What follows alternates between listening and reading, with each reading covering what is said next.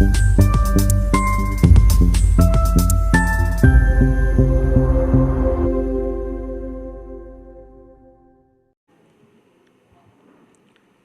రాష్ట్రంలో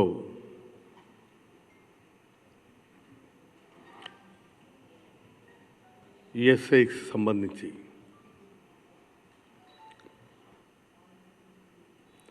మెడిసిన్స్ కొనుగోలులో అవకతవకలు జరిగాయని, స్కామ్ జరిగినటువంటి దాని మీదను ఏసీబీ అధికారులకు లభ్యమైనటువంటి ఆధారాలతో గౌరవ శాసనసభ్యులు కింజరాపు అచ్చెన్నాయుడు గారు, టెక్కలి శాసనసభ్యులు అరెస్ట్ చేయటం జరిగింది.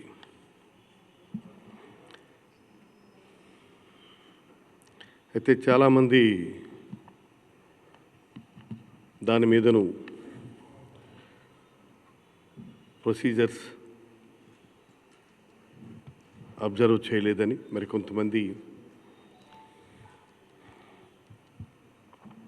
స్పీకర్ గారికి సమాచారం ఇవ్వలేదని,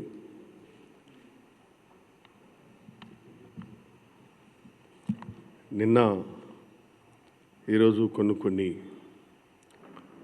వార్తలు వచ్చిన మీదట ఈ మీడియా ముందు అటెండ్ అవటం జరిగింది. చాలా స్పష్టంగా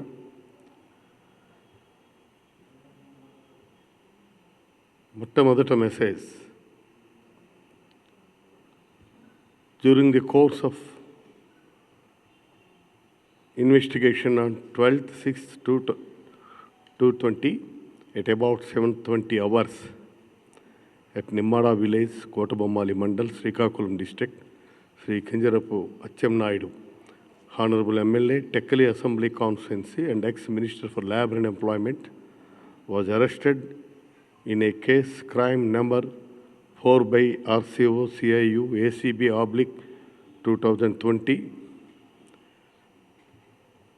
by US 13(1) C D R/W 13(2) of PC Act 1988 and 13(1) A R/W 13(2) of PC Amendment Act 2018, Section 408, 420, 120 B IPC of ACB CIU AP. ఈ సెక్షన్స్ కింద వాళ్ళు కేసు పెట్టడం జరిగింది. Vijayawada in ESI IMS scam case. Honorable MLA is being produced before the Honorable Special Court of SPE and ACB cases Vijayawada. This is for favor of kind information. Details follows. ఇది మొట్టమొదట DD ACB నుంచి నాకు వచ్చినటువంటి communication. ఇక రెండవది presence department నుంచి వచ్చింది.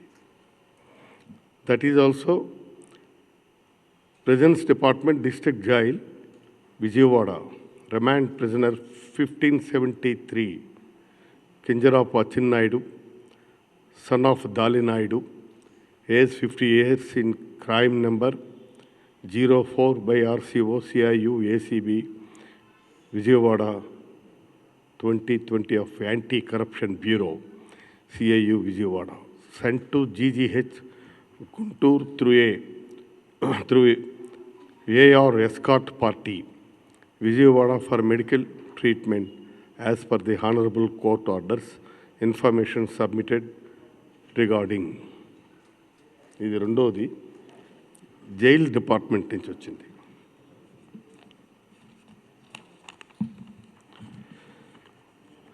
ఇక మూడవది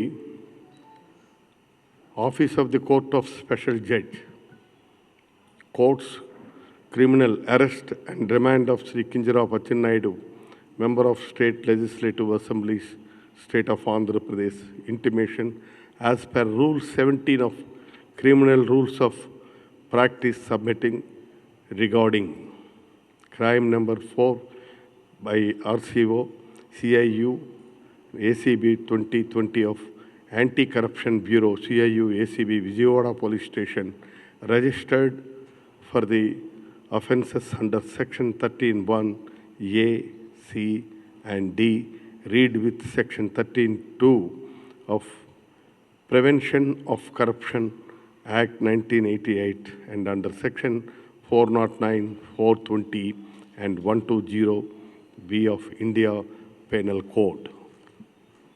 ఇది మూడో ఇంటిమేషన్. కాబట్టి ప్రొసీజర్స్ సరిగా అబ్జర్వ్ చేయలేదు, కమ్యూనికేషన్ లేదన్నటువంటిది ఇట్ ఈస్ నాట్ కరెక్ట్. అన్నీ కూడా ప్రొసీజరికల్గానే వాళ్ళు చేయటం జరిగింది. అది మీకు ఒకసారి తెలియచేద్దామని చెప్పి ఈ ఇన్ఫర్మేషన్తో మీ దగ్గరికి రావడం జరిగింది. ఇక తర్వాత మనకి generally this kind of white collar offences are committed by those persons who are dressed in decent colours.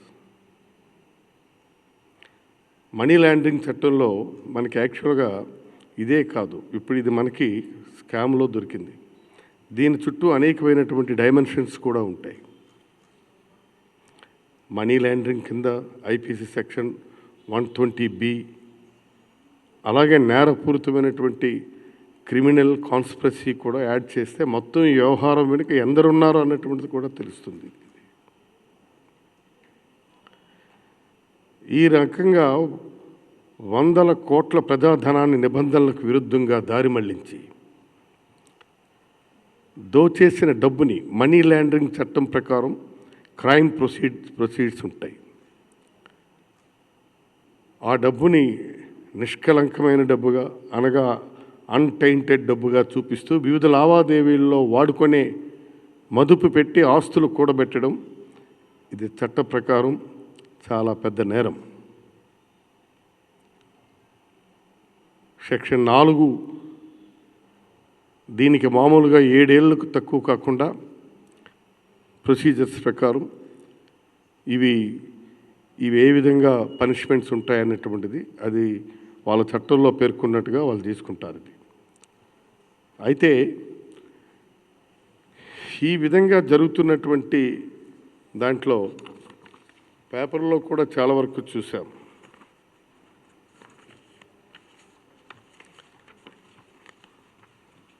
మాజీ ముఖ్యమంత్రి చంద్రబాబు నాయుడు గారు మాట్లాడుతూ మరి is a senior most leader in the state, 3 తడవులుగా ముఖ్యమంత్రిగా చేశారు, వారికి అపారమైన అనుభవం ఉందని చెప్పుకుంటారు. నేరాలకు బీసీలకు సంబంధం ఏమిటండి?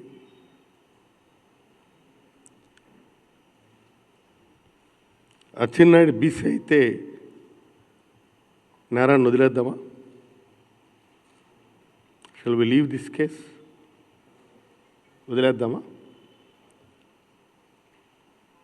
ఇది బీసీలందరికీ చంద్రబాబు నాయుడు గారు ఆపాదించడం నేను చాలా బాధపడుతున్నాను.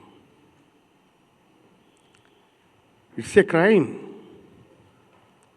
ఇది ఒక నేరం.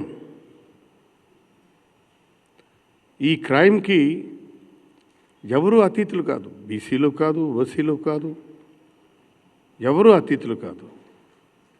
ఇప్పుడు దీనివల్ల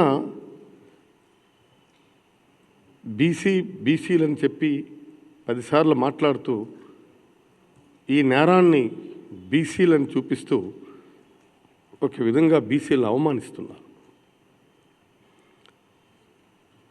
ఈ క్రైమ్ జరిగినప్పుడు అది బీసీయా, ఎస్సీయా, ఎస్టీయా లేదు ఓసీయా అన్నటువంటిది ప్రశ్న కాదు కదా. Crime is a crime. Crime అని డీల్ చేస్తుండేటప్పుడు ఒక పెద్ద మనిషిగా మీరు ఇలాంటి మాట్లాడడం అది ఎంతవరకు సమంజసం? నేను అడుగుతున్నాను చంద్రబాబు నాయుడు గారిని. చంద్రబాబు నాయుడు గారు, మీ ప్రభుత్వంలో ఈ అవినీతి జరిగిందా లేదా? స్ట్రైట్గా క్వశ్చన్ చేస్తున్నా. బీసీ అయితే నేరం చేస్తే వదిలేయాలా? నేను అందుకే అంటున్నాను, మేమేమి నేరం చేయలేదు అని మీరు అనుకుంటే, నిన్న మీరు చెప్పారు అచ్చెన్నాయుడు గారికి అలాంటి సంబంధం లేదు దీంట్లో అని. When there is a investigating crime agency, వాళ్ళు ఒకవైపు నుంచి చేస్తుంటే మీరు నేరం లేదని చెప్తున్నారు. పోనీ ఎవరు చేసి ఉంటారు చెప్పండి? ఆయన చేయలేదు, ఇంకెవరైనా చేశారా? ఆయన చేశారు అన్నటువంటిది ఆధారాలు ఉన్నాయని వాళ్ళు అరెస్ట్ చేశామని ఏసీబీ వాళ్ళు బల్ల గుద్ది చెప్తున్నారు. పోనీ ఇంకెవరైనా చేశారా? మీకేమైనా ఐడియా ఉంటే చెప్పండి. అచ్చెన్నాయుడు కాదు ఇంకెవడైనా చేశాడని ఉంటే చెప్పండి. ఒకవేళ అచ్చెన్నాయుడే నేను ఈ నేరం చేయలేదని అంటే good, very good. Let him prove that he's innocent. నేను నేరం చేయలేదనుకుంటే burden of proof on Atchannaidu. ఆయన రుజువు చేసుకోవాలా? ఇంకోటి అంటున్నారు, మీరు గోడగింతెళ్ళి తీసుకొని వచ్చారు అచ్చెన్నాయుడిని, ఇది కరెక్ట్ కాదు. ఓకే, ఇది ఇన్వెస్టిగేటివ్ ఏజెన్సీ, వాళ్ళు ముందే ఇంటిమేషన్ ఇస్తారు. మరి ఇవాళ వాళ్ళ ముందున్నటువంటి ప్రత్యామ్నాయాలు ఏముంటే అవి ఇన్వెస్టిగేటింగ్ ఏజెన్సీ అధికారులు అన్వేషిస్తారు, దాని ప్రకారం అరెస్ట్ చేస్తారు. దాక్కున్నటువంటి వాడిని పట్టుకునే బాధ్యత వాళ్ళదే కదా. ఇవాళ గోడకి ఎంత కాదు, అవసరం అనుకుంటే ఆకాశంలో ఉన్న భూమిలో నక్కినా భూమి బదులు కొట్టైనా సరే ఏజెన్సీ ఖచ్చితంగా పట్టుకోవాల్సినటువంటి బాధ్యత ఉంది. అది వాళ్ళ ఫండమెంటల్ డ్యూటీ, అది వాళ్ళ ప్రైమ్ డ్యూటీ. దానికోసం అన్నటువంటిది తీసుకొని వచ్చేసినారని రాజకీయ లబ్ధి కోసం మీరు బీసీలను అవమానించడం సరికాదు బాబు. It's not fair, it's not correct. ఇవాళ మా బీసీలందరినీ మీరు ఈ బురదని మా మీద జల్లుతున్నారు. మీ పార్టీలో ఉన్న ఒక శాసనసభ్యుడు చేసినటువంటి క్రైమ్ తాలూకా బురదని మా బీసీలందరి మీద, బలహీన వర్గాలందరి మీద మీరు బురద చల్లే ప్రయత్నం చేస్తున్నారు. ఈ నేరాన్ని అడ్డం పెట్టుకొని మీరు బీసీల్లో చిచ్చు పెట్టే ప్రయత్నం చేస్తున్నారు. ఇది కరెక్ట్ కాదు. ఇంకోటి అంటున్నారు, అచ్చెన్నాయుడు ఉగ్రవాద బందిపోట అలాగే అరెస్ట్ చేశారంటున్నారు. అచ్చెన్నాయుడు ఉగ్రవాద బందిపోటని మేమెవరూ అనలేదే. క్రైమ్ ఏజెన్సీ ఏసీబీ వాళ్ళు తీసుకొని ఆధారాలు ఉన్నాయని చెప్పి, ఇందులో ప్రైమా ఫైసీ ఉందని చెప్పి అరెస్ట్ చేశారు. సరే, అచ్చెన్నాయుడు ఉగ్రవాదో లేదు బందిపోటో మీరే చెప్పాలా? మీ క్యాబినెట్లోనే పనిచేశారు కదా, మాకంటే మీరు చెప్తే బాగుంటుంది. తర్వాత గాంధీ విగ్రహాల దగ్గర, అంబేద్కర్ విగ్రహాల దగ్గర ధర్నాలు సత్యాగ్రహాలు చేస్తున్నారు. ఏంటండి అన్యాయం? నాకు అర్థం కాదు. మీరు ఇవాళ ఒక నేరస్తుడిని తీసుకొని ఏమైనా స్వాతంత్రోద్యమంలో